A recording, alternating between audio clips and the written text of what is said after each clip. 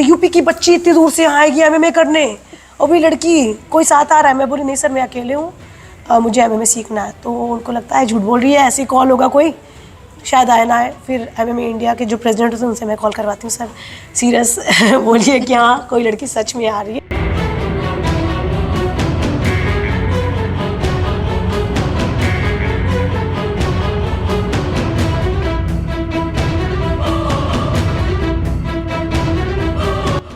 में आ रही है, तुम्हें बस यहाँ पे हाथ रख के नीचे झुकना है और जाके पकड़ के उठा के उसके गोद में लेके फेंक देना।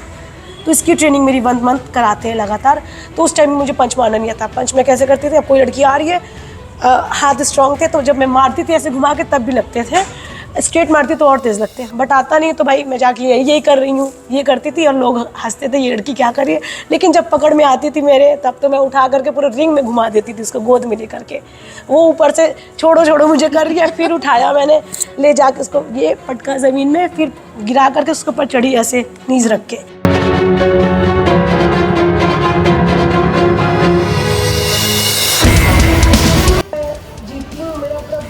उसके बॉडी पे होता है, नोज से पूरी तरीके से ब्लीडिंग होती है और मुझे मतलब इसका वो भी होता है कि मैं ऐसे ब्लीडिंग हूँ। जैसे मैं मतलब वो लड़की टैप आउट करती है, आई वॉज लाइक भारत माता की जय, जय भारत महादेव, जय बजरंगबली, मैं चिल्लाना स्टार्ट करती हूँ पूरे पोडियम में।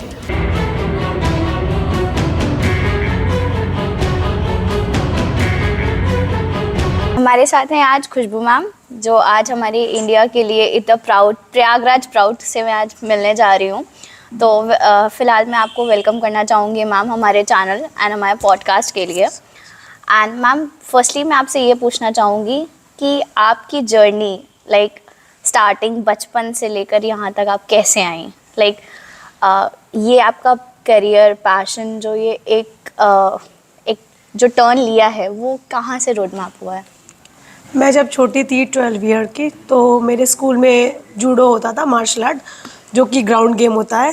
तो 12 ईयर से स्टार्ट किया। तो जैसे हमारे प्रयागराज में ग्रोइंग एज होती है 12 के बाद गर्ल्स बड़ी होना स्टार्ट होती हैं, तो मैंने 2 साल तो सीखा प्रॉपर। उसके बाद फिर 14 की हुई तो और बड़ी होने लगी, और वहाँ पे जूडो करने के लिए गर्ल्स सिर्फ सिंगल मैं थी, बाकी सारे बॉयज़ थे, और जो मेरे भैया थे वो थे वहाँ पे।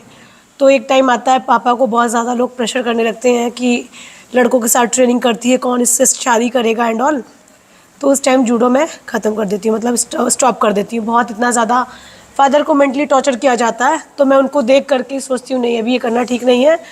बट जब एक टाइम आएगा, मैं इसको तो छोड़ नहीं सकती। यहाँ से मैं पढ़ने के लिए जब बाहर जाऊँगी, क्योंकि 12 के बाद तो कॉलेज ऑब्वियसली करना है, तो मैं जहाँ स्कूलिंग करती थी वहाँ से मैं वेट की पेशेंटली एकदम कि 12 कब कंप्लीट होगा और मैं कब कॉलेज के लिए यहाँ से जाऊँगी प्रयागराज से। तो I was waiting for that day. और जैसे ही मेरा कॉलेज में एडमिशन होता है, पढ़ाई छोड़ करके मैं सबसे पहले एकेडमी सर्च करना स्टार्ट करती हूँ कि कोई भी मार्शल आर्ट मिल जाए, क्योंकि मार्शल आर्ट में मैं इंटरेस्टेड थी बचपन से ही, बिकॉज मेरे फादर भी एक एथलीट हैं और मेरे भैया भी एथलीट हैं। तो उन्हें मतलब आगे कैरियर इसमें अपना नहीं दिखा, बट मुझे लग रहा था कि नहीं I can do something for my nation, क्योंकि मुझे ऐसा लगता था कि जब मैं लड़कों को मार सकती हूँ तो लड़कियाँ क्या है। तो इसका एक गुड यूटिलाइजेशन है कि अपने देश के लिए अगर कुछ करे तो हमारे इंडिया को इससे कुछ बेनिफिट मिल सकता है। तो मैं वहाँ पे जाकर के कॉलेज में देखती हूँ कि आसपास कोई एकेडमी मिले। तो उस टाइम मुझे सिर्फ ताइक्वांडो की एकेडमी मिलती है कॉलेज के पास, जो कि 600 मीटर के डिस्टेंस पे होता है, वॉकिंग डिस्टेंस। तो मैं कॉलेज कंप्लीट करके जैसे मॉर्निंग में मेरी क्लास स्टार्ट होती थी 9:15 से, एंड होती थी 5:30 पे। 5:30 पे जैसे ही क्लास फिनिश हो, मैं जाती थी उसके लिए ट्रेनिंग के लिए। और कॉलेज में हॉस्टल में रहती थी ना मैं, तो अलाउड नहीं था 6 के बाद कोई कैंपस से बाहर जाए। मैंने स्पेशल परमिशन ले रखा था कि मुझे मतलब 1 आवर के लिए ट्यूशन लेना है या इसके लिए मुझे परमिशन दे। तो मैं ट्रेनिंग करके वापस आती थी वहाँ से। देन उसके बाद मॉर्निंग में भी ट्रेनिंग के लिए जाती थी, क्योंकि 9:15 पे क्लास स्टार्ट होता था। उससे पहले ट्रेनिंग करके ब्रेकफास्ट करके फ्री हो जाती थी। तो फादर को ये बात नहीं बताती कि मैं ताइक्वांडो कर रही हूँ। तो ताइक्वांडो में मेरा फर्स्ट गोल्ड मेडल जब आता है इंटरनेशनल, वो भी तो न्यूज़ पे आता है कि खुशबू ने गोल्ड मेडल आया ताइक्वांडो में। Oh my goodness! सो आपके पेरेंट्स को उस टाइम पे पता भी नहीं था? बताया भी नहीं था मैंने, क्योंकि मुझे डर था कि जब स्कूल में मैं कर रही थी उस टाइम स्टॉप करा दिया गया। अभी मैं बताऊंगी तो शायद फिर से ना वो हो जाए, तो मैं कुछ नहीं बताती। ये न्यूज़ वाले इसको फैला देते हैं कि इंटरनेशनल में ऐसा कुछ गोल्ड मेडल आया है, जो कि चैंपियनशिप So, दिल्ली में मैम, ही होता उसके है। लिए आपको लाइक फर्स्ट टाइम आपके पेरेंट्स को जब पता चला तो रिएक्शन क्या निकला था उनका? मैं उनसे ये बोली थी कि दिल्ली में जा रही हूँ कि कुछ मतलब इवेंट्स हैं स्कूल कॉलेज का, इसके लिए मैं जा रही हूँ। मतलब झूठ बोल के गई थी परमिशन, क्योंकि पास आउट लेना पड़ता था हॉस्टल से, तो परमिशन नहीं मिलती तो कैसे मैं चैंपियनशिप के लिए जाती। सो मैम, एक क्वेश्चन मेरा ये रहेगा आपसे कि मैम मैं एक नॉर्मल लड़की की तरह आपसे पूछना चाहती हूँ कि अगर हमें आप इंस्पिरेशन देना चाहेंगी कि अपने आपने जैसे बताया कि पेरेंट्स कभी कभी सपोर्ट में नहीं आते हैं, तो वो एक ड्रॉबैक आ जाता है लाइफ में, क्योंकि पेरेंट्स का सपोर्ट बहुत इंपॉर्टेंट होता है इस चीज़ में, क्योंकि आपकी ग्रोथ ही वहीं से स्टार्ट होती है जहाँ पे आपको पेरेंट्स का सपोर्ट मिलने लगता है, और एक होता है कि एक मोटिवेशन अलग से मिलती है अगर पेरेंट्स आपके साथ होते हैं। तो जब आपके फादर ने जब ये चीज़ जानी कि अरे मेरी बेटी इतनी चीज़ में आगे बढ़ गई एंड मेडल्स पे मेडल्स, एंड देन एक ब्रेवरी जो उन्हें फील हुई कि yes, Khushboo is my daughter, she is not my daughter, she is my son, तो आपने एक सन वाला प्राउड जो फील करवाया है अपने फादर को, उससे रिलेटेड आप बताइए। मैंने जब ताइक्वांडो का किया तो उनको इतना वो नहीं हुआ, क्योंकि मैं बोली थी पापा जी मैं इवेंट में गई थी, वहाँ वैसे ही ओपन चैंपियनशिप चल रहा था इंटरनेशनल का, तो मैं जस्ट एज पार्टिसिपेट करके कर ली और लग गया, और दोबारा मैं नहीं खेलूंगी। उनको यही मैंने समझाया कि ये मेरा गेम था ही नहीं, मैं बस इंजॉय करने गई थी दिल्ली में अपने कॉलेज वालों के साथ, तो ओपन चैंपियनशिप था तो मैंने पार्टिसिपेट किया, इंटरनेशनल फाइटर भी थे, तो एक बाई चांस लग आ गया, तो दैट्स इनफ। उसके बाद फिर मैं MMA के बारे में जानती हूँ 3 ईयर्स के बाद, कॉलेज का जब मेरा 4th ईयर चलता रहता है। Ma'am, sorry to interrupt, but MMA के बारे में आप कुछ बताना चाहेंगी, क्योंकि बहुत सारी पब्लिक को अभी भी MMA के बारे में ज़्यादा इन्फॉर्मेशन नहीं है, तो प्लीज़ आप उसको भी इलैबोरेट करिएगा। MMA एक combination of many martial art, जैसे कि हम रेसलिंग के बारे में जानते हैं, बॉक्सिंग के बारे में जानते हैं, जूडो, कराटे, वुशु, अलग अलग मार्शल आर्ट के बारे में जानते हैं, लेकिन MMA ये सबको मिला करके बनता है, जिससे हम कहते हैं mixed martial arts, martial arts, combination of many martial arts. मतलब दुनिया में जितने भी मार्शल आर्ट्स हैं we can apply in MMA। Free style fight होती है हमारी, लाइक हम इसमें एल्बो का भी यूज़ करते हैं, नीज का भी यूज़ करते हैं, पंच का भी यूज़ करते हैं, टेक डाउन का भी यूज़ करते हैं, सबमिशन का भी यूज़ करते हैं, चोक, मतलब ऑल काइंड ऑफ जितने भी मार्शल आर्ट आप कर सकते हैं वो करते हैं, तो ये that is MMA। So taekwondo से MMA एक जर्नी रहा है। नहीं, जो पहले कि ये था कि मैंने 2 मार्शल आर्ट ऑलरेडी सीख लिया है। अच्छा। जूडो जो कि ग्राउंड गेम होता है, हाँ। ताइक्वांडो स्टैंडिंग गेम है, स्ट्राइकिंग में जो आता है, तो मैं सोची कि अब क्या करूं मैं, मतलब मुझे कुछ ऐसा प्लेटफॉर्म चाहिए जो कि दोनों चीज़ को यूटिलाइज में कर पाऊँ। जूडो क्योंकि मेरा स्ट्रॉन्ग था, ताइक्वांडो में मेरी उतनी रीच नहीं थी, बिकॉज कि मेरे थाइस बहुत हैवी हैं, तो मेरे किक्स ज़्यादा ओपन उस टाइम नहीं होते थे, अभी तो हो जाते हैं। तो मुझे लगा कि यार ये करती रहूँगी लेग्स, बिकॉज मेरी माई लेग्स आर हैवी, और इंडिया में मेरे लेग्स को आयरन लेग भी बोला जाता है। तो वो ये था कि यार किक्स जब ओपन नहीं होंगे तो मैं कब तक ये वो करती रहूँगी। तो मैं कोरोना के टाइम पे एक जिम ज्वाइन करती हूँ, क्योंकि मेरा वेट गेन हो जाता है थोड़ा, क्योंकि सब घर चले जाते हैं अपने अपने। तो जब जिम ज्वाइन करती हूँ वहाँ पे जब वहाँ के कोचेज़ होते हैं वो देखते हैं मुझे कि खुशबू जी मैं ऐसे करी, और शी लुक लाइक्स एथलीट, इसकी बॉडी जो है एथलीट वाली है, तो मुझे वो बोलते हैं कि नेक्स्ट 1.5 मंथ्स में हमारा एक चैम्पियनशिप आ रहा है MMA का, क्या आप करना चाहोगे? तो मैं बोलती हूँ कि MMA है क्या, इवन मैं भी नहीं जानती होती, 2020 की बात है ये। मैं बोलती हूँ ये MMA है क्या? बोलते हैं कि इसके पहले कोई मार्शल आर्ट किया है? मैंने बोला हाँ मैंने जूडो किया है, स्टेट में मेरा नेशनल भी आया है, मैंने 4-5 लोगों को बहुत मारा है वहाँ पे, और वो भी इंटरनेशनल फाइटर को भी, मतलब सॉरी नेशनल फाइटर थे जो कि इंटरनेशनल लेवल के थे, उनको भी मैंने हरा दिया है, ये वो। तो एक कॉन्फिडेंस था बचपन से कि I am a fighter, I am a warrior. तो वो जब कुछ आता भी नहीं होता ना, तो वो मुझे अंदर से कॉन्फिडेंस देता कि नहीं, अगर मैं किसी लड़की के सामने जा रही हूँ पिट के तो नहीं आऊँगी। ये था उस टाइम में मेरे। तो जब वो MMA के बारे में मुझे बताते हैं कि बस तुम्हें मारना है लड़की को, कैसे भी मारना है, तो एमेच्योर फाइट में एक्चुअली हमें एल्बो का यूज़ नहीं कर सकते। एल्बो इज़ लाइक बहुत डेंजरस हो जाता है, जब ये पड़ता है यहाँ पे तो सीधे फटता है, वो प्रो फाइट में हम यूज़ करते हैं। ओके। तो that time it was amateur fight.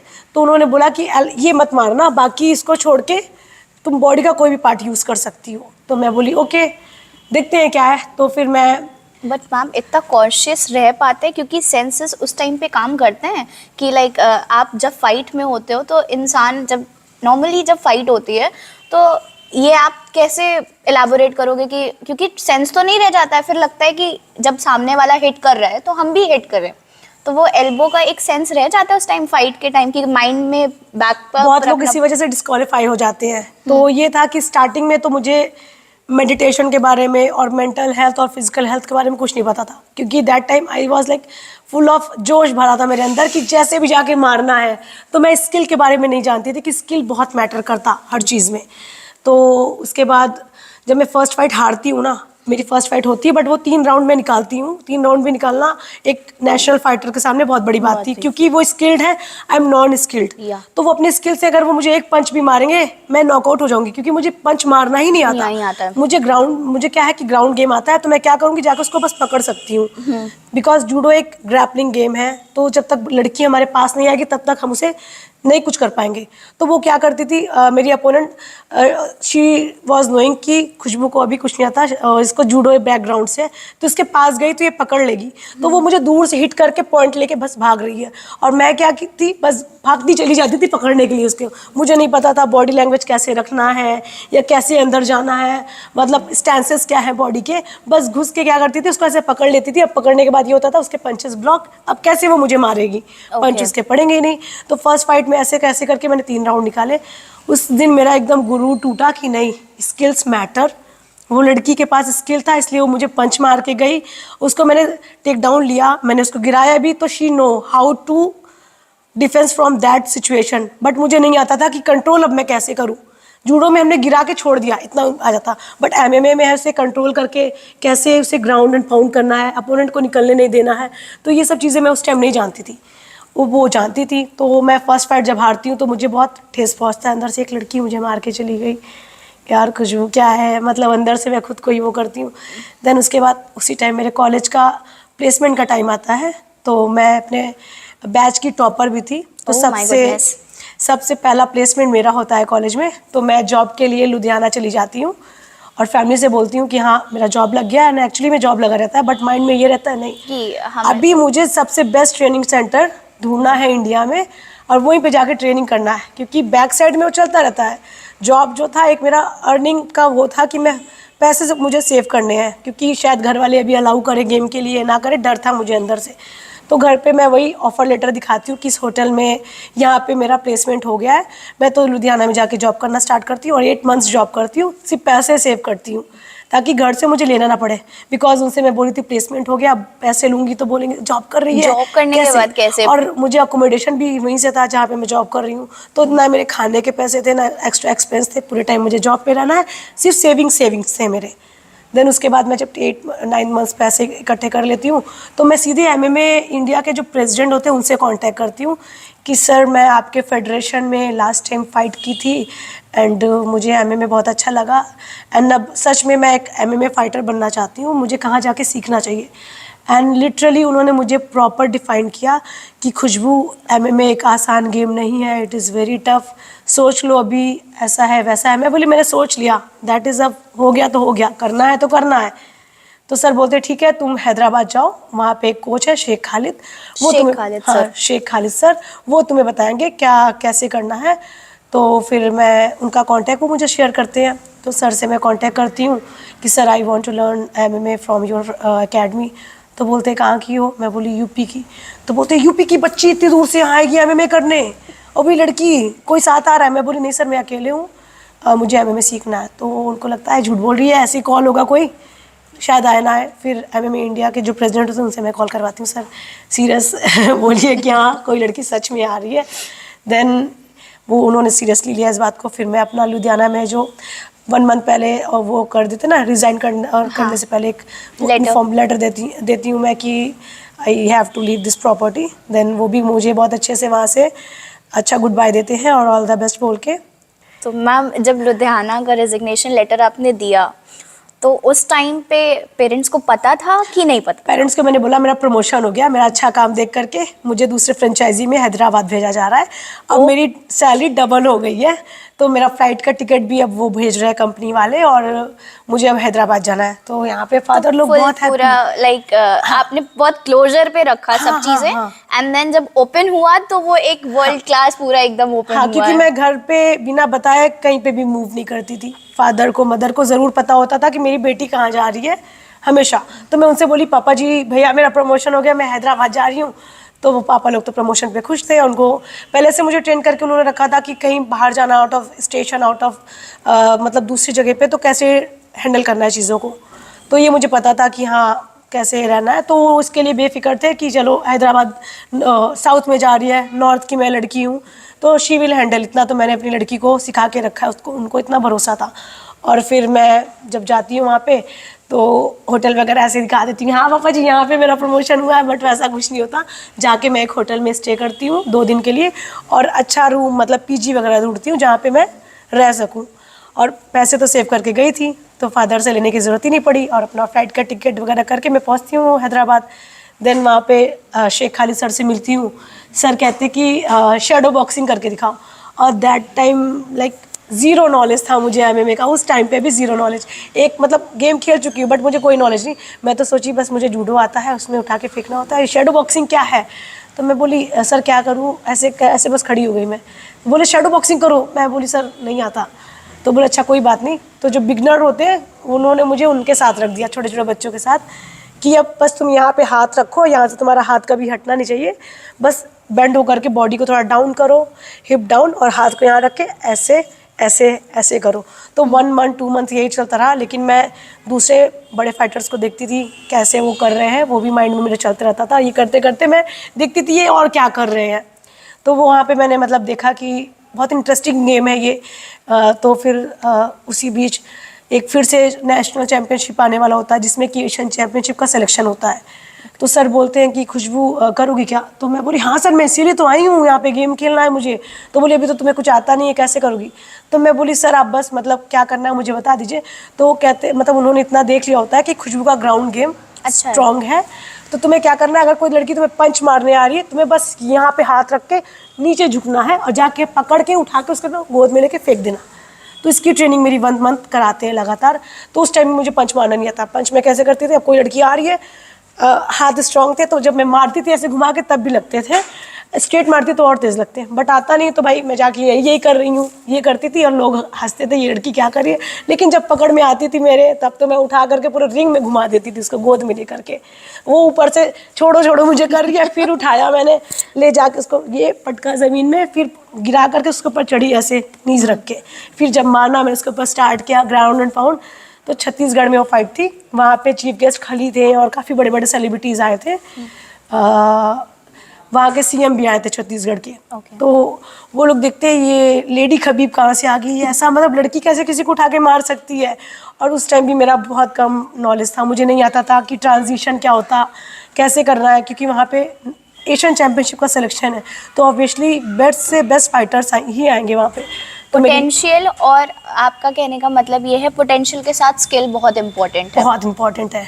तो थोड़ी बहुत स्किल के साथ मैंने जो था वो किया। फिर बेंगलोर की एक पुरानी फाइटर आती है, वो भी एक चैंपियन रह चुकी थी, उसको भी जब मार देती हूँ उसको भी हरा दिया मैंने।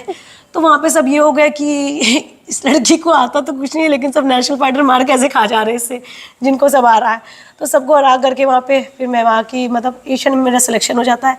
अब एशियन में जा करके फ़ाइट करना बहुत बड़ा टास्क हो गया था कि मतलब मैं नेशनल फाइटर को तो मार दी, एशियन में तो अब क्या होगा आप देखेंगे। फिर भी मैं बोली नहीं सर मुझे करना है फाइट। पोटेंशियल आपके अंदर स्टार्टिंग से रहा तो फिर कहाँ ही आप रुकने वाली थी।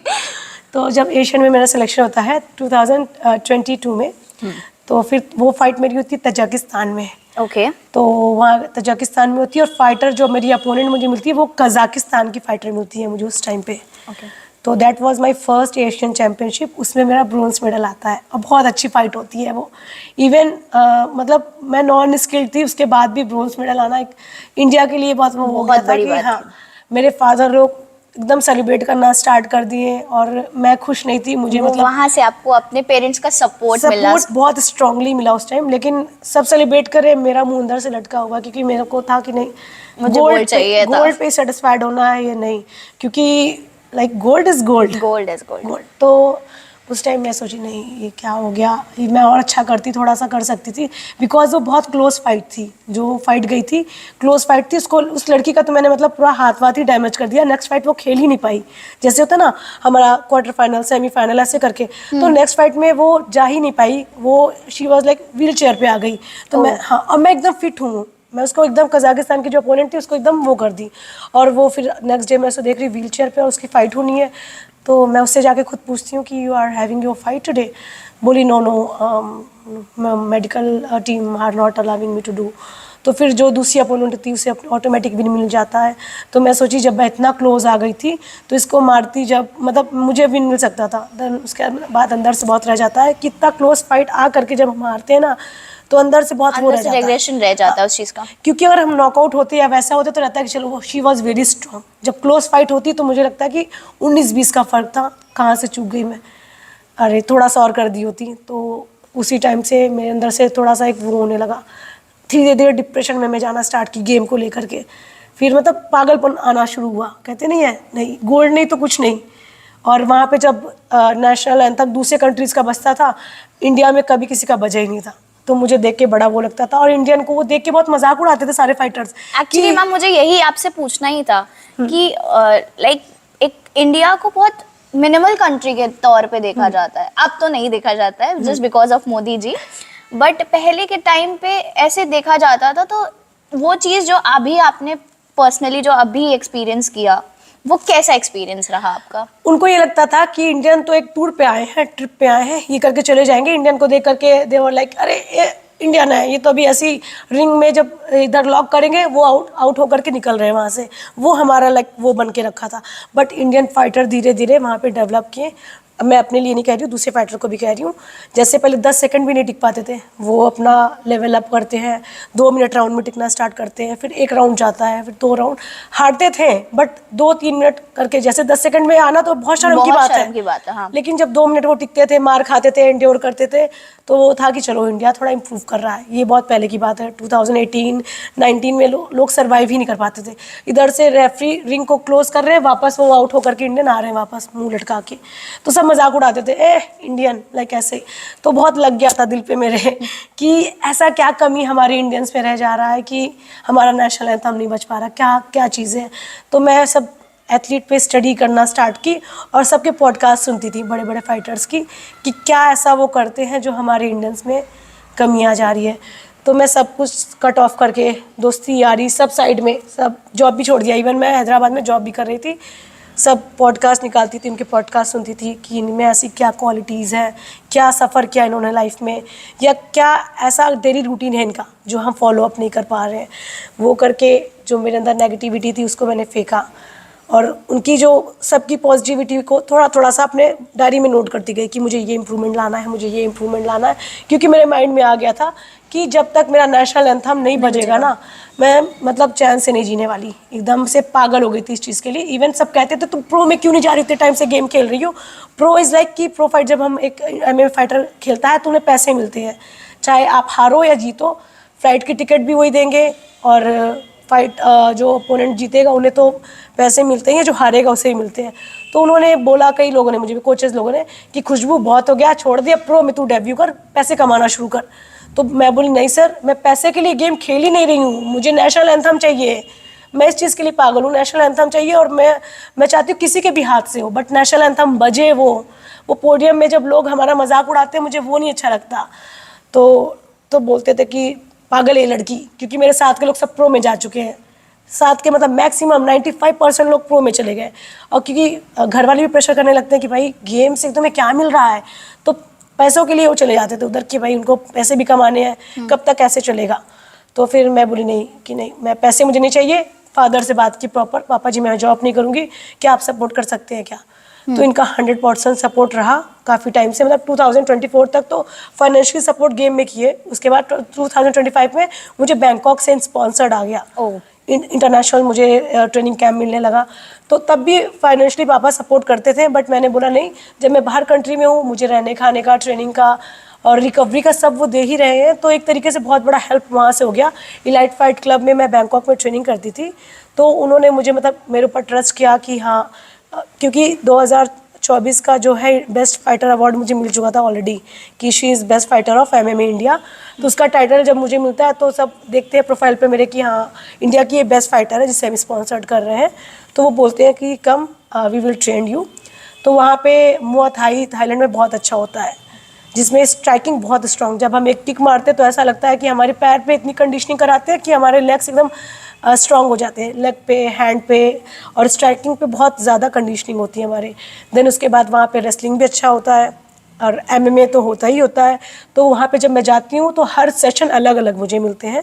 और रिकवरी का भी एक शेड्यूल होता है कि आपको वीक में 2 टाइम आइस बाथ लेना है, फिर सोना लेना है, क्योंकि हम बहुत हार्ड ट्रेनिंग करते हैं, बॉडी हमारी बहुत रिजिड हो जाती है। तो वैसे सिस्टमेटिक वे में वो सब बना के रखे थे। और इंडिया में ऐसा नहीं फाइटर होता। अपने हिसाब से करते थे जो करना है, क्योंकि फाइनेंशियली इशू, हम यहाँ पे आइस बात भी लेने जाएंगे भाई तो हमें 5,000 खर्च करना है भाई, 5,000 ही तो, और सब मिला के कर रहे हैं तो उतना वैसा अप्रॉक्स आ जाता है। तो फाइटर्स क्या 200, 300 मिला करके उसी आइस बात में हो जाते थे, बट उससे एलर्जी भी होती है। एलर्जी होती है हाँ, मैम। क्योंकि सबके स्वेट बॉडी उसमें जब जा रहे हैं तो that is not good for, that's not good for the hygiene even. और वहाँ पे क्या है, अगर एक एथलीट गया एक आइस बात में तो water change, ice change, sudden से तुरंत वो दूसरा लाएंगे। तो वहाँ का जो हाइजीन था और सब कुछ था ना, वो मुझे दूसरे लेवल पे ले गया, मेरे माइंड को एकदम वो किया। और दूसरी बात, वहाँ पे सारे इंटरनेशनल फाइटर्स थे, तो मुझे एक इंटरनेशनल ट्रेनिंग का एक्सपोजर मिला। जैसे हम इंडियन के अंदर डर होता है कि अरे यहाँ इस कंट्री का है, ये तो गोरा है, मुझे मार देगा, ये कर देगा, तो ये डर मेरे अंदर से और वो लोगों ने निकाला। क्योंकि वहाँ पे जब अलग कंट्रीज़ के ट्रेनर फाइटर के साथ मैं ट्रेनिंग कर रही हूँ तो हमारे बॉडी में मसल मेमोरी में भी वो आ गया कि अरे मैं तो इनके साथ ट्रेनिंग ही करती हूँ, और इनको जब मैं यहाँ हरा रही हूँ तो रिंग में कौन सी बड़ी बात है। रिंग में भी तो फाइटर्स इंटरनेशनल मिलेंगे। और जब वहाँ जाती हूँ तो सारे, कोई लंदन का है, कोई रशिया का है, कोई कहीं का है, तो सबके साथ जब इंटरनेशनल ट्रेनिंग कर रही हूँ तो it was good exposure for me. उसके बाद फैमिली से मतलब ये भी एग्री हुए कि चलो ठीक है, but they were like missing मी, क्योंकि 1 ईयर से मैं घर से बाहर थी। नहीं आई थी, 1 ईयर तक घर में। तो मैं बोली पापा मैं मेडल के साथ ही आऊँगी, नहीं तो मैं पागल हो जाऊँगी। मैं बहुत टाइम से ट्राई कर रही हूँ, बार बार फेल हो रही हूँ। 2022 में ब्रोंज आया, मैं डिप्रेशन में गई एकदम। सर्बिया में मेरा वर्ल्ड चैम्पियनशिप था, वहाँ पे भी मैं हार जाती हूँ, तो मैं एकदम से पागल होना और स्टार्ट होती हूँ कि क्यों मैं पूरा हार्ड वर्क कर रही हूँ, सब कुछ इसी में लगा रही हूँ, क्यों मेरे साथ ऐसा हो रहा है। 2024 में मैं पाकिस्तान जाती हूँ एशियन चैम्पियनशिप खेलने। You can see that best fight award. Please put the तो कैमरा ओवर देयर। 2024 का जो फाइट हुआ था एशियन चैम्पियनशिप का, that was Asia's best fight. और इसमें मैं स्कोर वाइज मैं विन की थी, बट जो रेफरी थे और जो अपोनेंट थी मेरी, Bano but, she was also from Pakistan. Okay. तो जो रेफरी थे उनको मेरा हाथ उठाना था, मेरे बजाय उन्होंने उस लड़की का हाथ उठा दिया। पॉइंट वाइज मैं जीती, हर तरीके से मैं जीती। लेकिन अब पाकिस्तान में हम इंडियंस, सबसे पहली बात तो मैं ही नहीं बोल सकती। और दूसरी चीज वहाँ पे हमारा नेशनल एंथम बजाने की हाँ, मैं जीतने के बाद उनका हाथ उठा देते हैं तो मेरे आँख में एकदम आंसू आ जाता है कि मैं जीती हूँ, और उसके बाद इसका हाथ उठ गया। और मेरे ऑफिशियल्स क्यों शांत हैं, इंडिया वाले, इंडिया के जो टीम है, कोचेस हैं, उनको बोलना चाहिए। बिकॉज बीइंग ए एथलीट हम ये चीज़ नहीं बोल सकते, ये कोचेस का काम है बोलना, हमारा काम है फाइट करके हट जाना। क्योंकि हम बोलेंगे तो इंटरनेशनल, हम नेशनल प्लेटफॉर्म पे हम बोल सकते हैं कुछ भी, अगर नेशनल पे भी हम कुछ हंगामा करते तो वो हमें टर्मिनेट कर देते हैं। बट ये कोचेस का काम है कि अपने एथलीट के लिए स्टेप लेना, आवाज़ उठाना कि ये जीती है। तो वहाँ के, बल्कि अदर कंट्रीज़ के जो जजेस होते हैं वो मेरे इंडिया के प्रेसिडेंट के पास आते दौड़ते हुए कि इंडियाज़ विन ओवर पाकिस्तान, तो इन्होंने इनका हाथ क्यों उठा दिया। तो उस टाइम पे ये होता है कि चलो हाथ उठ गया, और इंडिया के टर्म्स अच्छे, तो उस टाइम पाकिस्तान से अगर अब करेंगे तो शायद कुछ प्रॉब्लम क्रिएट हो जाए, हम वापस शायद पाकिस्तान से सही से घर भी ना जा पाए। तो उसके बाद मैं अपने रिंग से उतरते टाइम मेरे आँख में आंसू आ जाता है, मैं ऐसे फेंकती हूँ, उठाती हूँ आंसू, कैसे फेंकती हूँ, उस लड़की को गले लगाती हूँ, कॉन्ग्रेचुलेट करती हूँ, क्योंकि वो स्प्लिट डिसीजन होता है। स्प्लिट डिसीजन ये होता है कि पॉइंट वाइज होता है। जैसे फॉर एग्जांपल 28 मुझे मिले, 29 उसे, तो अब ये पॉइंट वाइज हो गया, तो जिससे 29 मिला उसे विन करा देंगे। तो उस टाइम पे 27-29 का स्कोरिंग था, 29 मेरा था, 27 इसका था। जैसे हम पंच लैंड कर रहे हैं या टेक डाउन ले रहे हैं, वो पॉइंट काउंट होता कि पंचेस किसने ज़्यादा मारे, टेक डाउन किसने ज़्यादा लिए, कितनी देर किसने ज़्यादा कंट्रोल किया। तो वो सब में सारा डोमिनेट मैं की थी, और पाकिस्तानियों को भी पता था कि खुशबू जीती है। जब हाथ उसका उठता है तो वहाँ पे सब चिल्लाना स्टार्ट करते हैं कि पाकिस्तान जिंदाबाद, अल्लाह अकबर, एकदम साउंड आना स्टार्ट होती है। तो मैं कुछ नहीं बोलती, मैं बोली अब मैं क्या बोलूँ, हाथ तो उनका उठ चुका है। मैं रिंग में उस लड़की को कॉन्ग्रेचुलेट बोलती हूँ और थैंक यू बोलती हूँ कि कोई बात नहीं, तुमने बहुत अच्छा खेला, तुम स्प्लिट डिसीजन तक आई, वही बहुत बड़ी बात है। और मैं उस टाइम एकदम माइंड में वो बना लेती हूँ कि नेक्स्ट टाइम मैं जजेस के हाथ में स्कोर कभी नहीं जाने दूंगी। अगर ऐसा होगा तो मैं खुद जीतने के बाद भी फाइट उस लड़की को दे करके चली आऊँगी, या तो मुझे नॉकआउट मारना उस लड़की को, या तो उस लड़की को ऐसे कंडीशन में ला देना कि शी विल गिव अप, कि मैं फाइट नहीं लड़ सकती। जजेस के हाथ में गया दूसरी कंट्री में तो कुछ भी हो सकता है। ओके। उस दिन मुझे एक लर्निंग आया कि नहीं, ये जजेस के हाथ में था इसलिए हो पाया। तो अभी जो तजाकिस्तान वाली फाइट है, फर्स्ट राउंड में ही मैंने उसको चोक कर दिया and she was like tap tap. और उधर से फिर रेफरी जंप करके आते हैं, she said she is done, leave leave Khushboo leave. आपने फाइट देखी होगी ना? यस मैम, देखिए। रेफरी उधर से जंप करके आते हैं तो उन्हें मैं आरएनसी चोक लगा देती थी, यहाँ से उनकी ब्रीथिंग स्टॉप हो जाती है। तो शी वाज लाइक उनके नोज और टंग बाहर एकदम निकलने लगते हैं। तो अगर मैं ज़्यादा देर और करती तो शायद उन हाँ, इसीलिए जजेस बीच में होते हैं, रेफरी अंदर होते हैं कि कोई वैसी सिचुएशन होने से पहले हम स्टॉप कर दें। क्योंकि मुझे नहीं पता है, मैं सिर्फ इंटरनेशनल जब प्लेटफॉर्म पे हूँ ना, तो मुझे रहता है कैसे भी मारो कैसे मेरा क्योंकि टारगेट क्लियर होना चाहिए। कुछ भी हो सकता है उस टाइम पे, टर्न एंड ट्विस्ट फाइट। तो मैं उसको बस चोक करती जा रही हूँ और शी वाज लाइक छोड़ो छोड़ो, मुझे समझ में भी नहीं आ रहा है, मैं उसको चोक करती जा रही हूँ। तो रेफरी आकर के बोला खुशबू छोड़ दो, शी इज डन। तब मैं एकदम खुश होकर के, क्योंकि मैं 95% ऑलरेडी डैमेज हो गई थी एंड एक पंच दो पंच मुझे और पड़ते हैं, तो ये मेरे हाथ से फाइट चली गई थी। क्योंकि आपने देखा होगा फाइट मेरे कितने नोज, बहुत ज्यादा ब्लीडिंग हुई है मैम। आपको तो ब्लीडिंग हो रही थी। तो अगर एक दो और पंच पड़ते तो रेफरी खुद ही स्टॉप कर देता फाइट को। तो सब उधर से बोले कि खुशबू भी हारने वाली है। एक्चुअली मैं अपने हाथ पे फादर का और मदर का नाम, भैया का नाम लिखवा के गई थी। और जब मैं नॉकआउट होने वाली होती, मेरा फाइट में एक टाइम पे ऐसा हो गया था कि वो जो कि मैं एकदम टाइट हो गई और गिरने वाली थी, सडन से 1 मिली सेकंड के लिए मेरे हाथ पे नज़र जाती है, पापा का नाम लिखा होता है, तुरंत मैं एक्टिव होती हूँ उसी टाइम पे। तो रेफरी बोलते हैं कि ये गिव अप नहीं कर रही है, अभी कंटिन्यू करते फाइट को। उसी टाइम 10 सेकंड में जो मतलब लाइफ चेंज होता, मतलब हिस्टोरिक मोमेंट बन जाता है। हिस्टोरिक मोमेंट है मैम, बिल्कुल। क्योंकि फाइट से लाइक जिस टाइम फाइट चल रही थी, लाइक बहुत आपने जितना कवर अप किया है, लाइक इट इज़ लिटरली बहुत अमेजिंग फाइट थी, बट आपने बहुत अच्छे से उसको कवर किया and it was a historic moment as well, you said. And the happiness could be seen everywhere around. मतलब आपकी खुशी और आपने जो झंडा हमारा लहरा दिया, वो तो एकदम हिस्टोरिक मोमेंट जो बनाया आपने। एंड मैम एक चीज़ और आपसे ये चीज़ जानना चाहूँगी कि मैम जैसे आपने बोला कि आपने डिप्रेशन फेस किया, तो ma'am depression as in like may I ask this, तो जैसे आपने डिप्रेशन फेस किया तो एक टाइम आता है सबकी लाइफ में, यू नो, एक कभी कभी फ्रेंड्स इंपॉर्टेंट होते हैं, कभी रिलेशनशिप्स इंपॉर्टेंट होती हैं। तो मैम वो रिलेशनशिप और फ्रेंडशिप कैसे वो स्टेबलाइज किया आपने, मतलब वो चीज़ को? सबसे ज़्यादा तो एक मेरे फैमिली में कुछ प्रॉब्लम चल रही थी, उसको लेके मैं बहुत परेशान थी, तो वो अलग प्रॉब्लम थी। फिर फ्रेंड सर्कल में अलग प्रॉब्लम थे। मैं सोची कि नहीं, 3 साल मेरे ख़राब हो चुके हैं और एज भी निकलती जा रही है धीरे धीरे। तो मैंने मतलब कुछ लोगों से कांटेक्ट किया क्या करना चाहिए, बड़ों से सलाह ली। फिर मैं मेडिटेशन मोड में जाना स्टार्ट की फाइट के 6 मंथ पहले से। पहले खुद पे काबू पाओ। अगर मैं ओवर थिंक करूँगी या इधर उधर की चीज़ें सोचूंगी, वैसे भी चीज़ें मेरे आउट ऑफ कंट्रोल है और ओवर थिंकिंग को हम नहीं स्टॉप कर सकते, बहुत सारे थॉट्स आएंगे माइंड में। पहले खुशबू अपने माइंड को कंट्रोल करो। तो मैं मेडिटेशन सीखना स्टार्ट करती हूँ। तो पहले स्टार्टिंग के कुछ मंथ तो लगता है कि what bullshit I am doing, क्योंकि बहुत सारे थॉट्स आते हैं, बस बैठी हूँ मेरा टाइम वेस्ट हो रहा है। बट धीरे धीरे मैं अपने ब्रीथ पे वर्क करना स्टार्ट करती हूँ। देन वो थिंग्स जो भी लाइक थॉट्स माइंड में आ रहे हैं, लेट इट कम, धीरे धीरे उस पर कंट्रोल की। फिर एक टाइम ऐसा आता है कि मुझे बस ब्लैक ब्लैक दिखना स्टार्ट होता है, जहाँ पे सिर्फ मैं खड़ी होती हूँ और मैं खड़ी होकर के नेचर से और भगवान से बोलती हूँ मुझे वो शक्ति प्रदान करिए, जिस चीज़ के लिए मैं वो हो रही हूँ। और सच में वो ऊर्जा मुझे फील होना स्टार्ट होती है बॉडी में मेरे। देन उसके बाद से जो भी कुछ भी बोलता है, मैं आउटसाइड नहीं सुनती, एकदम काम, और बात करना सबसे बंद एकदम। क्योंकि मुझे ये था कि नहीं, हारूंगी फिर से लोग मजाक उड़ाएंगे और ये लोग डिस्ट्रैक्ट करेंगे। अभी मुझे बस किससे बात करना है, मेरे पापा से, मेरी माँ से, क्योंकि उनसे बड़ा हितैषी कोई नहीं है। कोई नहीं है। हाँ, लोग हमें डिस्ट्रैक्ट करेंगे और फिर से मेरा माइंड डिस्टर्ब होगा तो चीज़ें और ख़राब होंगी। तो मैम इसका मतलब आपने ये चीज़ एक लव लाइफ भी फेस की हुई है अपने लाइफ में? ऑब्वियसली सबने एक लव लाइफ फेस की हुई है जो एक इंसान को ड्रामेटिक चेंज में लाता है। तो लाइक बट उससे आपने ओवरकम किया। लाइक अभी आप जिस फेस पे हो, तो मैम इस चीज़ से लाइक प्रयागराज की गर्ल्स लड़कियों के लिए आप क्या मोटिवेशन देना चाहोगे?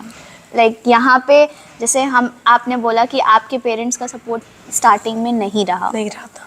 नहीं रहा, बट वो आपके लिए एक ड्रॉबैक कभी नहीं रहा। आपने अपने लिए एक पोटेंशियल दिखाया जिसके वजह से आप आज इस प्लेटफॉर्म लाइक इतने बड़े स्तर पे आप आ पाए।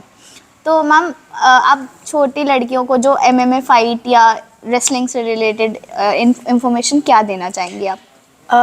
MMA एक ऐसा गेम है कि गवर्नमेंट हमें सपोर्ट नहीं करती, तो गर्ल्स यही सोचती हैं कि फाइनेंशियल सपोर्ट जब नहीं मिलता ना, हमारे इंडिया में टैलेंट की कमी नहीं है, बहुत टैलेंटेड है, मेरे से भी बहुत अच्छे फाइटर्स हैं, बट जब उन्हें फाइनेंशियली सपोर्ट नहीं मिलता, अच्छी ट्रेनिंग नहीं मिलती, तो दे क्विट, वो कोई जॉब करना स्टार्ट कर देते हैं, उनका टाइम कहीं और यूटिलाइज होना स्टार्ट हो जाता है।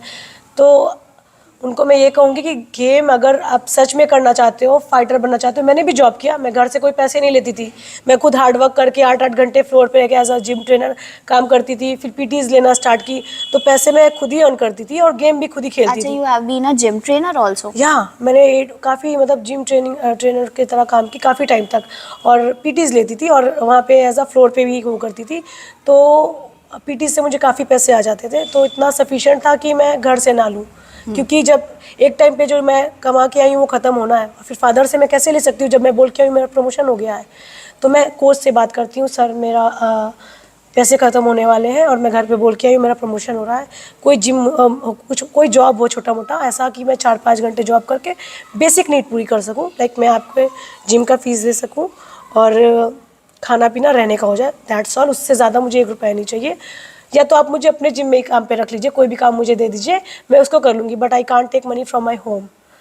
सो struggles have been there in your life, Yes. मतलब स्टार्टिंग से स्ट्रगल्स से ही आपने अपने आप को निखारना शुरू किया, एंड देन स्ट्रगल ऑनवर्ड्स अभी भी लाइक आपको फील हो रहा है कि अब इसके बाद क्या स्टेप है मैम आपका? इसके बाद मैं चाहूँगी एमएमए के बाद क्या स्टेप लेना है आपको? MMA के बाद तो मैं चाहूँगी कि जैसे मैं इंडिया के इधर उधर पार्ट्स में जा कर के ट्रेनिंग की हूँ, मैंने इंडिया का कोई पार्ट नहीं जहाँ पे ट्रेनिंग नहीं किया, चेन्नई, केरला, हैदराबाद और आसाम, मिज़ोरम, दिल्ली, मतलब ऑलमोस्ट मैंने सारे पार्ट कवर कर रखे हैं, देहरादून ट्रेनिंग, मतलब मैं बहुत भटक भटक के ट्रेनिंग की हूँ, तो मैं नहीं चाहती कि हमारे जो यूपी के लोग हैं इधर उधर जाके ट्रेनिंग के लिए परेशान हो, मैं उनको एक ऐसा प्लेटफॉर्म प्रोवाइड कर सकूँ जहाँ पे सब कुछ उन्हें मिले। जैसे मैंने अभी इंटरनेशनल ट्रेनिंग किया, वहाँ पे मैंने देखा क्या क्या फैसिलिटीज़ हैं, क्या माइंड सेट है एक फाइटर का, वो चीज़ें मैं उनके अंदर डाल सकूँ कि एक चैम्पियन कैसे निकलता है, कैसे बनता है। तो मेरा यही है कि अगर गवर्नमेंट नहीं भी सपोर्ट करेगी ना, तो मैं इतना करूँगी कि मैं एक चैम्पियन यूपी से और इंडिया से, मतलब इंडिया के लिए निकाल के लाऊँ चैम्पियंस को, अगर गवर्नमेंट सपोर्ट करे ना करे, क्योंकि अभी तक तो गवर्नमेंट ने नहीं सपोर्ट किया था, तो मैं किसी के भरोसे नहीं बैठी हूँ कि वे मुझे सपोर्ट करेंगे तभी मैं करूँगी, जो मैंने सोच लिया वो मुझे करना है तो करना है। सो मैम आप लाइक अभी तक आपको गवर्नमेंट का सपोर्ट लाइक एमएमए के बाद मिलना स्टार्ट हुआ कि एमएमए से पहले भी आपको कुछ सपोर्ट मुझे मिला है? इंटरनेशनल सपोर्ट मिल रहा है, मुझे बैंकॉक से, थाईलैंड से, वहाँ के जिम वाले स्पॉन्सर्ड कर रहे हैं, तो सबसे बड़ा सपोर्ट मुझे उनका है। यहाँ से मुझे किसी ने नहीं, इवन मैं जिस जिम में ट्रेनिंग करने भी जाती हूँ, दे आस्क फॉर मनी, इतनी बड़ी फाइटर होने के बाद भी मुझसे मतलब जिम फीस लेते, कुछ कुछ नहीं लेते बट कुछ कुछ लेते हैं। तो जो भी होता है कि इट्स लाइक मैं भी कहती हूँ ठीक है आप पैसे ले रहे हो तो बिजनेस है, why I promote your gym, तो मैं उनको पैसे दे करके वो करती हूँ कि हाँ मैं ट्रेनिंग लेने आई हूँ, इट्स बिजनेस, ठीक है आप पैसे ले रहे हो, मैं ट्रेनिंग कर रही हूँ। जैसे मैं एक इंटरनेशनल फाइटर हूँ ना, तो अगर उनको तो ये होना चाहिए कि खुशबू को मतलब चार्ज ही ना करूं, अगर ये हमारे देश के लिए खेल रही है तो पैसे इसके पास कहाँ इतने होंगे, क्या एथलीट के पास कहाँ से पैसे आएंगे, वो अपना डाइट ही पूरा कर ले, वही बहुत बड़ा चैलेंज होता है।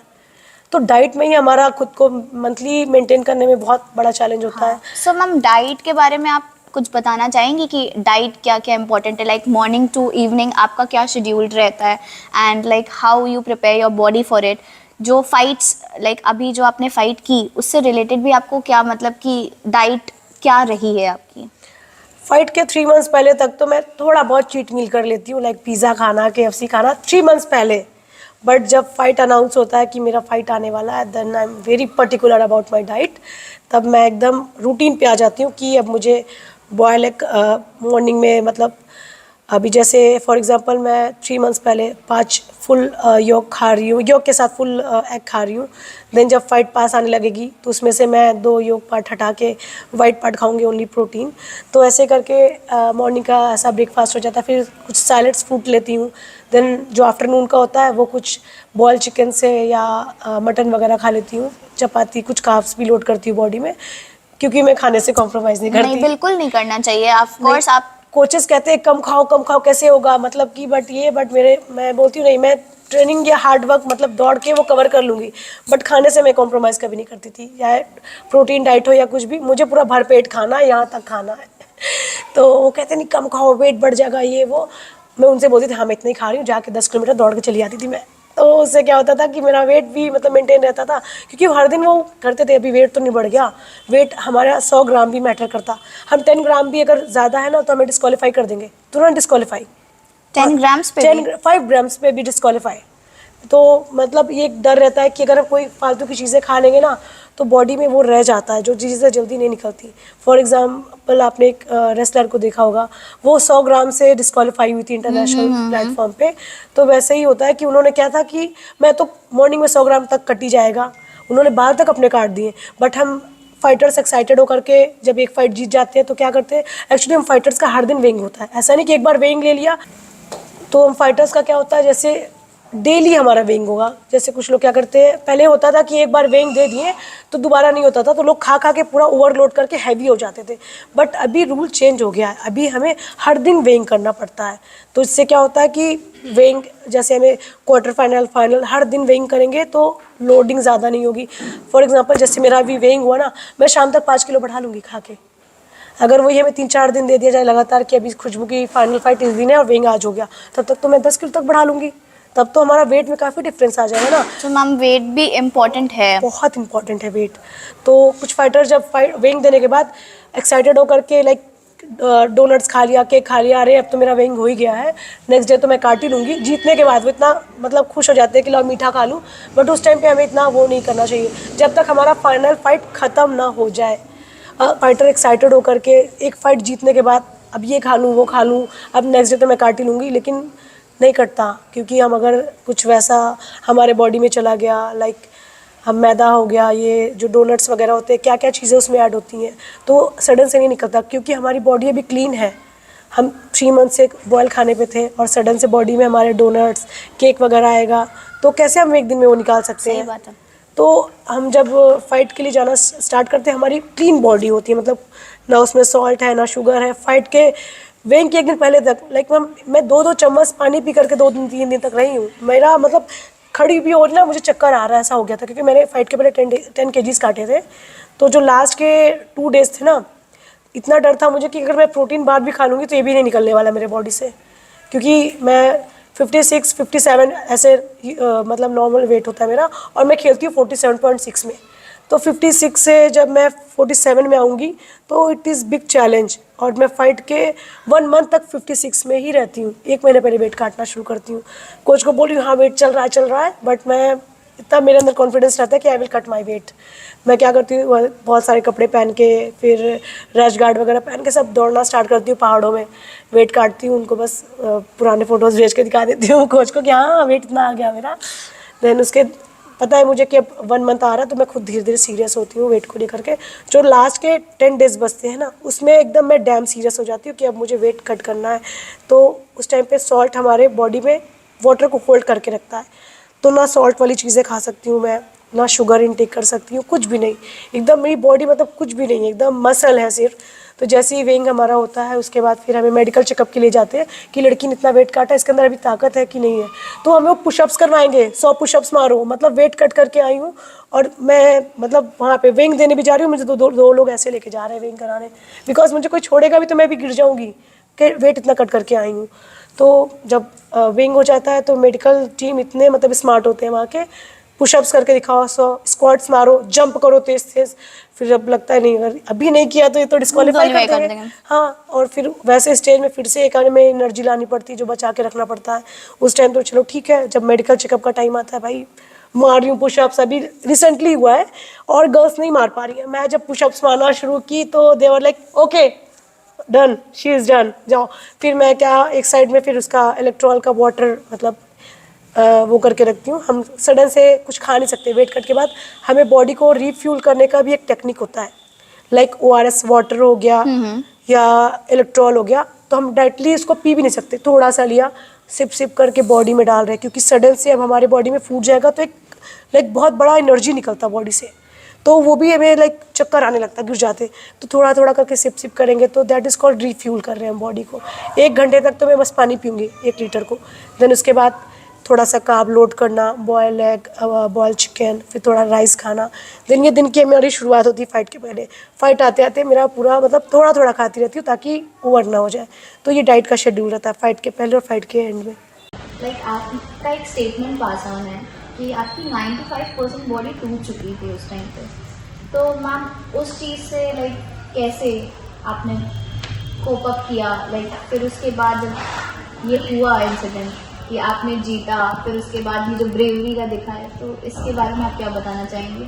जब मैं जीतती हूँ मेरा पूरा ब्लड उसके बॉडी पे होता है, उससे बुरी कंटिन्यूसली ब्लीडिंग होती है, और मुझे मतलब इसका वो भी नहीं होता कि मैं ऐसे ब्लीडिंग में हूँ। जैसे मैं मतलब वो लड़की टैप आउट करती है, आई वॉज लाइक भारत माता की जय, जय हर हर महादेव, जय बजरंगबली, मैं चिल्लाना स्टार्ट करती हूँ पूरे पोडियम में, और वहाँ के सारे ऑफिसर थे, they were like what she is saying, because other country को क्या पता कि क्या होता है, बट सब जानते हैं कि इंडियंस आर लाइक हर हर महादेव ही बोलते हैं। तो वहाँ पे मेरे जो सबकॉन्शियस माइंड में था यही चल रहा था कि सब ऊपर वाले की कृपा है। 95% हारने के बाद मैं अगर जीती हूँ तो सब ऊपर वाले ने और जो पूरे इंडियन का ब्लेसिंग है जो आज ये हो पाया।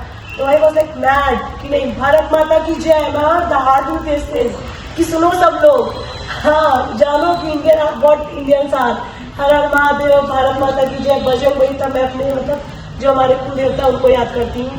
फिर सारे एक मुझे ऐसा फील हो रहा था कि सब ऊपर वाले ने करवाया है।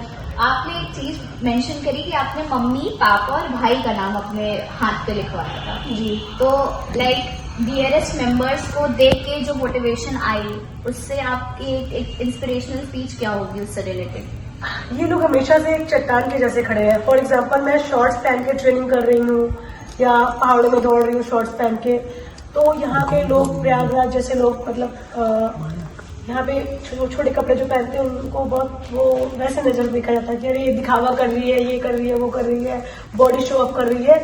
तो पापा कहते थे और भैया कहते थे कान बंद कर, तुम ट्रेनिंग कर रही हो ना, यू आर एथलीट, हम तुम्हारे साथ खड़े हैं ना, तो किसी का मत सुनो, हम साथ खड़े हैं तो जो भी होगा हम फेस कर लेंगे।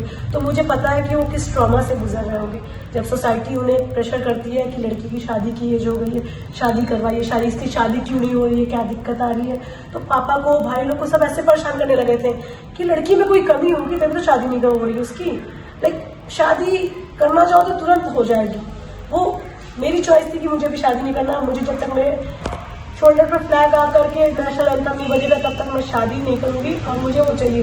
सोसाइटी की नीड हो जाती है शादी, लाइक लड़की कुछ भी करे बट शादी इज इम्पोर्टेंट। तो इस चीज़ पे लाइक आप ये चीज़ मोटिवेट करना चाहेंगी मैम कि आपने जिस तरीके से आपने वर्ल्ड का नाम रोशन किया है, तो आप उस चीज़ पे बात करिए ताकि लोग मोटिवेट हो पाएँ इस चीज़ के लिए कि शादी एक बेसिक नीड नहीं है। पहले आपको अपने इंडिपेंडेंसी, लाइक आपकी जो फुलफिलमेंट है उस पर काम करना चाहिए। मैं ये बोलूँगी शादी इज अ गैम्बल, लाइक ये कैसा भी हो सकता है, हमें हमारा लाइफ पार्टनर कैसा मिल रहा है वी कैन नेवर नो।